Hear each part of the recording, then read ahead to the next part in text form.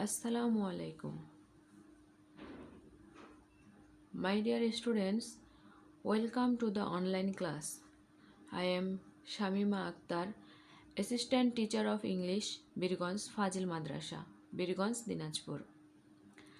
Deer students, আশা করি তোমরা সকলে ভালো আছো।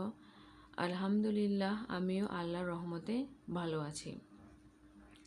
আজকে আমরা ট্রান্সফরমেশন অফ সেন্টেন্সের অ্যাফার্মেটিভ টু নেগেটিভ নিয়ে আলোচনা করব। আমরা কিভাবে অ্যাফার্মেটিভ মানে হ্যাবোধক বাক্যকে নেগেটিভ মানে না বোধক বাক্যে পরিবর্তন করতে হয় সেটা আজ আমরা শিখব। এই টপিকটি মূলত 7, 8, 9, 10 ক্লাসের স্টুডেন্টদের জন্য গুরুত্বপূর্ণ। অ্যাফার্মেটিভ সেন্টেন্সকে নেগেটিভ বাক্যে নেগেটিভ সেন্টেন্সে পরিবর্তন করার জন্য আমাদেরকে জানতে হবে যে প্রথমে জানতে হবে ট্রান্সফরমেশন কি। ট্রান্সফরমেশন এর অর্থ হলো রূপান্তর। একটি সেন্টেন্সের অর্থের কোনোরূপ পরিবর্তন না করে এক গঠন প্রণালী থেকে অন্য গঠন প্রণালীতে পরিবর্তন করার পদ্ধতিকে ট্রান্সফরমেশন বলে। তাহলে আমরা যদি অ্যাফার্মেটিভ সেন্টেন্সকে নেগেটিভ করি তাহলে আমাদের মনে রাখতে হবে যে আমরা কোনো অর্থের পরিবর্তন করতে পারবো না, শুধুমাত্র আমাদের গঠনটা নেগেটিভ হবে। এখানে দেখো আমি কতগুলো এক্সাম্পল লিখে রেখেছি, যেমন হি ইজ এ গুড বয়, সে একজন ভালো ছেলে। আমরা সাধারণত অক্সিলারি ভার্বের শেষে নট বসিয়ে নেগেটিভ করি। তাহলে আমরা যদি এখানে অক্সিলারি ভার্ব রয়েছে ইজ, আমরা যদি ইজের পরে নট বসাই তাহলে কি হয়, he is a good boy মানে সে একজন ভালো ছেলে, আর he is not a good boy মানে সে একজন ভালো ছেলে নয়। তাহলে এখানে আমাদের অর্থের সম্পূর্ণ পরিবর্তন হয়ে যাচ্ছে। কিন্তু আমাদের নেগেটিভ করতে হলে কিন্তু আমাদের অর্থের কোনো পরিবর্তন করা যাবে না। অর্থের যেন কোনো পরিবর্তন না হয় সেজন্য আমাদের কি করতে হবে, এই যে গুড শব্দটি এটার অপোজিট ওয়ার্ড ব্যাড লিখতে হবে। তাহলে হি ইজ এ গুড বয়, সে একজন ভালো ছেলে, তার নেগেটিভ হবে he is not a bad boy, সে একজন খারাপ ছেলে নয়। তাহলে এখন অর্থের কোনো পরিবর্তন হলো না, আমাদের অর্থটা একই রকম থাকলো, শুধুমাত্র গঠনটা নেগেটিভ হলো।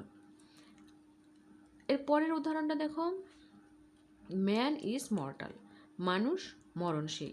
এটা নেগেটিভ, আমরা যখন এটা নেগেটিভ করবো তখন কী হবে, ম্যান ইজ নট ইমর্টাল, মর্টালের অপোজিট ওয়ার্ড হচ্ছে ইমর্টাল। ম্যান ইজ মর্টাল, মানুষ মরণশীল, আর ম্যান ইজ নট ইমর্টাল মানে মানুষ অমর নয়, আমাদের অর্থটা একই রকম থাকলো। এর পরের সেন্টেন্সটা দেখো, the boy is strong in English. এটা নেগেটিভ কী হবে, দ্য বয় ইজ নট, এই যে স্ট্রং এর opposite word weak in English, the boy is not weak in English. এ ধরনের অনেক অপোজিট ওয়ার্ড বইয়ে দেওয়া রয়েছে, তোমরা সেগুলো পড়ে নেবে। এরপরে সেন্টেন্সটা দেখো, I always agreed with you, আমি সর্বদাই তোমার সাথে একমত। কোনো অ্যাফার্মেটিভ সেন্টেন্সে যদি অলওয়েজ থাকে তাহলে তার নেগেটিভ করার সময় তার পরিবর্তে আমাদের নেভার লিখতে হবে, আর এগ্রি এর অপোজিট হচ্ছে ডিসএগ্রি। তাহলে I always agreed with you, আমি সর্বদাই তোমার সাথে একমত, এটা নেগেটিভ হবে I never disagreed with you, আমার কখনোই তোমার সাথে দ্বিমত ছিল না। তাহলে কি আমাদের অর্থের কোনো পরিবর্তন হচ্ছে না। অ্যাফার্মেটিভ থেকে নেগেটিভ করার জন্য আমাদের আরও কিছু নিয়ম রয়েছে, সেগুলো হচ্ছে,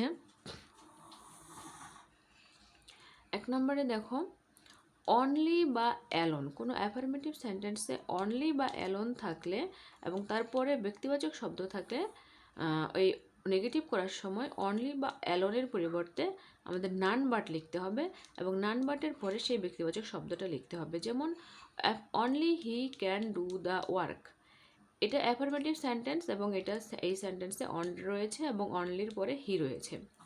এটা যখন আমরা নেগেটিভ করব তাহলে আমরা অনলির পরিবর্তে আমরা নান বাট লিখব, তো কিছু নান বাট এবং তারপরে he, none but he can do the work. এর পরের নিয়মটা দেখো, অনলি প্লাস বস্তু, কোনো অ্যাফার্মেটিভ সেন্টেন্সে যদি অনলি থাকে এবং এরপরে বস্তুবাচক শব্দ থাকে তাহলে সেটা নেগেটিভ কিভাবে করব আমরা?